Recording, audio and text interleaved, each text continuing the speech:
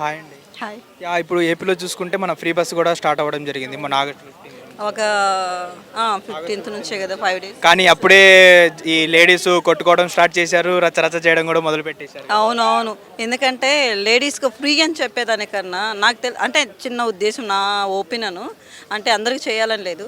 Free అని పెట్టేదానికన్నా వాళ్ళకి కొంచెం తగ్గించి తీసుకుంటే బెటర్. ఎందుకంటే ఒక్కదానిపైన ఫ్రీ పెట్టి మిగతా అన్నిటిపైన డబుల్ రేట్లు పెంచేసేదానికన్నా ఫ్రీ అనేది లేకుండా వాళ్ళ కష్టంతో వెళ్ళాలి రావాలి అనుకుంటే మిగతా ట్రావెల్స్ వాళ్ళు ఉంటారు కదా, వాళ్ళకందరికీ ఎంత లాస్ ఉంటుంది.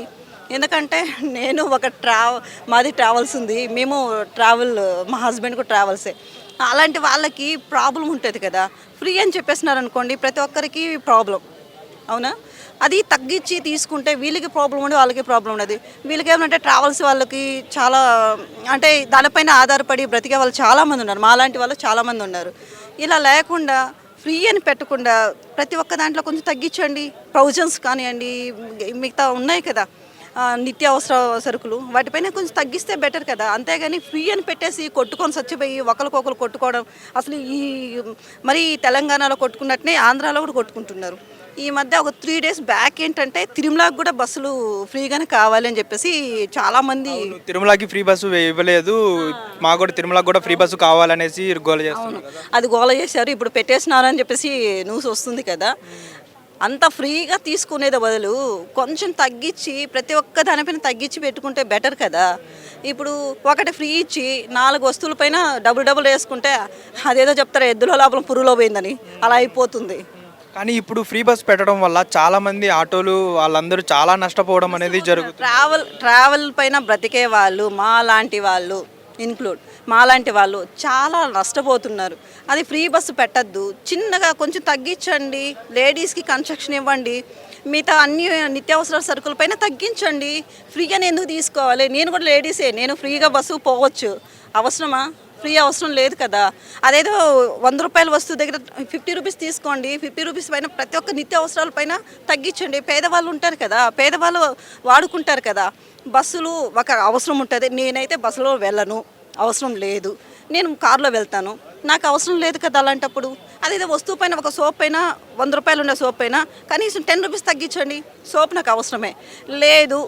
చిన్నపిల్లలకి వేసుకుంటే బుక్స్ ఉంటాయి కదా, వాటిపైన తగ్గించండి. ఇలాంటి వాటిపైన తగ్గిస్తే సరిపోతుందే కానీ ఫ్రీ బస్ ఏంటండి? ఫ్రీ అవసరమా? అది కొట్టుకొని సావడం. చూసుకుంటే మనకి ఏపీకి ఆదాయం లేదు, అలాంటప్పుడు ఈ ఫ్రీ బస్సు పెట్టి ఇంకా ఏపీని ముంచుతున్నారనేసి చాలా మంది అంటున్నారు కదా, దాని మీద మీ ఇప్పుడు ఆల్రెడీ మునిగిపోయింది, టోటల్ మునిగిపోయింది. దాని ఇప్పుడు చంద్రబాబు నాయుడు గారు, ఈయన పవన్ కళ్యాణ్ గారు వీళ్ళంతా కలిసి ఏదో చేయాలని వస్తున్నారు. ఇప్పుడు ఫ్రీ బస్సు పెట్టకపోయినా కానీ నిత్యావసరాల సరుకుల పైన కొంచెం తగ్గించి ప్రతి ఒక్క దానిపైన కొంచెం తగ్గించి పెడితే సరిపోద్దే కానీ ఫ్రీ పెట్టాల్సిన అవసరం లేదు. ఆల్రెడీ మునిగిపోయిన దాన్ని ఇంకేం ఇది చేస్తారు వాళ్ళు. ఇప్పుడు చూసుకుంటే మన లాస్ట్ జగన్మోహన్ రెడ్డి గారు ఇలాంటి పథకాలు ఇచ్చే ఓడిపోయారు అనేసి చాలామంది అంటున్నారు. ఇప్పుడు అదే పని మన ఈ కూటమి ప్రభుత్వం కూడా ఫ్రీగా ఇచ్చేయడం వల్ల నెక్స్ట్ వీళ్ళే వస్తారు అధికారంలోకి, లేకపోతే మళ్ళీ జగన్మోహన్ రెడ్డి వచ్చే అవకాశం. అంటే అధికారంలోకి ఎవరు వస్తారనేది మాత్రం నేను చెప్పలేను కానివ్వండి. ఆయన ఏమో మంచిగా చేయాలనుకున్నారు. మధ్యలో ఉన్న కొన్ని చుట్టూ ఉన్న నాయకులు ఉంటారు కదా, వాళ్ళు ఇన్నాళ్ళు మనము ఏమీ లేదు కదా అని ఇప్పుడు లాక్కోవాలని చెప్పి మొత్తం లాగేసుకున్నారు. అంతేగాని ఆయనదేం తప్పలేదు. ఆయన పరిపాలన చేయడం ఆయన చేతరాదు. ఎందుకంటే ఫస్ట్ ఆఫ్ ఆల్ ఆయనకి ఎటువంటి అనుభవం లేదు. వాళ్ళ నాన్నగారు అంటావా రాజశేఖర్ గారి ఆయన ఉనింటే మాత్రం మంచి జరుగుంటుంది. ఆయన లేరు కాబట్టి ఈయనకి వచ్చింది. అంతేగాని ఈయనకి ఎటువంటి అనుభవం లేకుండా ఆయనకి ఇవ్వడం వల్ల అనుభవం లేదని మీరే అంటున్నారు. అలాంటప్పుడు చంద్రబాబు నాయుడు గారు అధికారంలోకి వచ్చేటప్పుడు కూడా ఆయనకు కూడా అనుభవం ఉండదు కదా, ఆయన కూడా ఒక ఫ్రెషర్గానే వస్తారు కదా. లేదు. చంద్రబాబు నాయుడు గారు ఆయన 20 years, ఆయనకి ఏజ్ 20 అప్పటి నుంచి ఆయన ఫస్ట్ వార్డు మెంబర్ కాడ నుంచి ఎదిగారండి. ఆయన వార్డు మెంబరు, కౌన్సిలరు, సంథింగ్ ఇలా మినిస్టర్ అట్లా వచ్చి ఆయన ఎదిగారా. కానీ ఆయనకి తెలీదు అనే ఇది ఏమి లేదు. ప్రపంచ దేశాలంతా వచ్చి చంద్రబాబు నాయుడు గారి దగ్గర సలహాలు అడుగుతుంటే ఆయన తెలియదని మనం ఎలా అంటామండి?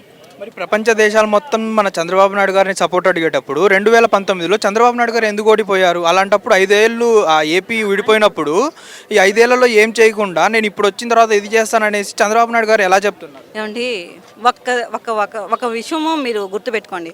ఇప్పుడు మనం ఉమ్మడి కుటుంబంగా ఉంది. ఇంట్లో ఉన్నారు, ఉన్నట్టుండి మా ఇంట్లో ఉండొద్దంటే వెళ్ళిపోండి అన్నారు. చెట్టు కింద నీళ్ళు కూర్చున్నప్పుడు అందరూ అన్నీ కావాలంటే ఎట్ని తెచ్చిస్తాడు? ఒక ఫాదర్ అనుకో 10 మంది పిల్లలు ఉన్నారు, 10 మంది లేదు 5 మెంబర్స్ ఉన్నారు పిల్లలు. డాడీ నాకు ఇది కావాలి, ఇది కాదు, ఇది కావాలని అందరూ అడుగుతారు. అందరికీ అన్నీ తెచ్చిపెట్టలేడు. కనీసం 3 పూట్ల వాళ్ళకి సక్రంగా అన్నం పెట్టడానికే చూస్తాడు. ఏ ఫాదర్ అయినా 3 పూట్ల అన్నం పెట్టడానికే చూస్తాడు.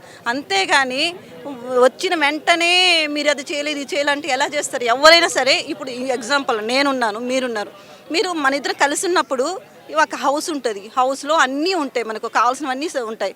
మీరు సపరేట్, నేను సపరేట్ అయిపోయినప్పుడు హౌస్ అలా ఉండిపోతుంది. హౌస్ నీకుంది, నాకు లేదు, నేనేం చేస్తాను? అప్పుడు చెట్టు కింద కూర్చున్నా. నేను చెట్టు కింద కూర్చున్నప్పుడు ఏం చేయగలను? ఏం చేయలేను కదా. అలాగే ఆయన చేద్దాము అంటే నిదానంగా చేద్దాం అనుకున్నారే కానీ ఏం చేయొద్దు అని అసలు అనుకోలేదు. ఆయన చేసి అప్పటికే అందరూ నువ్వు చేయాలా అనేసి ఆయన పైన దుమ్మెత్తి పోసారు. కానీ ఇప్పుడు చూసుకుంటే ఇప్పుడు ఎవరి పరిపాలన బాగుంది? జగన్మోహన్ రెడ్డి గారి పరిపాలన బాగుందా ఇప్పుడు, లేకపోతే పవన్ కళ్యాణ్ గారిది, చంద్రబాబు నాయుడు గారిది, లోకేష్ గారి పరిపాలన బాగుందా? పరిపాలన బాగుంది అంటే వాళ్ళు చేసేవాళ్ళు, పైన చేసేవాళ్ళు కరెక్ట్గానే చేస్తుంటారు. మధ్యలో ఉండేవాళ్ళు కొంచెం అంటే వాళ్ళు ఇచ్చేదాన్ని ఒక ఐసు ముక్క లాంటిదండి పరిపాలన చేసేవాళ్ళు.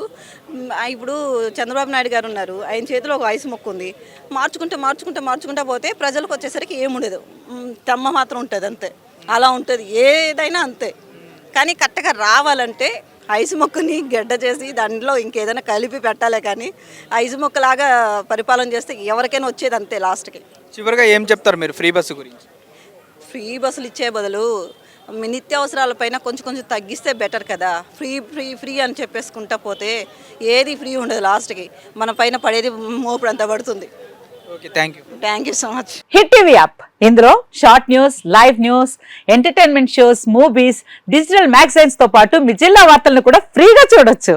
ఇంకెందుకు ఆలస్యం, వెంటనే హిట్ టీవీ యాప్ ని డౌన్లోడ్ చేసుకుని ఫ్రీగా ఎంటర్టైన్మెంట్ పొందండి. Hit TV app. Hit TV app. Please download hit TV app. Hit TV యాప్ని ఫ్రీగా డౌన్లోడ్ చేసుకొని ఎంజాయ్ చేయండి. మీకు నచ్చిన ఎంటర్టైన్మెంట్ కోసం హిట్ టీవీ యాప్ ని ఫ్రీగా డౌన్లోడ్ చేసుకొని ఎంజాయ్ చేయండి. హిట్ టీవీ యాప్ని డౌన్లోడ్ చేసుకుని ఆస్వాదించండి, ఆశీర్వదించండి. ఇంతమంది సెలబ్రిటీలు హిట్ టీవీ యాప్ ని డౌన్లోడ్ చేసుకోండి అని చెప్తున్నారంటే ఎంత మంచి యాప్ ఆలోచించండి. అమెరికాలో చదవాలనుకునే వాళ్ళకి విశ్వసనీయమైన పేరు మన శౌర్య కన్సల్టెన్సీ. UK లో 1 year masters, UK లో 1 year masters, 2 years work permit up to 5 years visa. Contact Saurya Consultancy. Contact 89851 89851.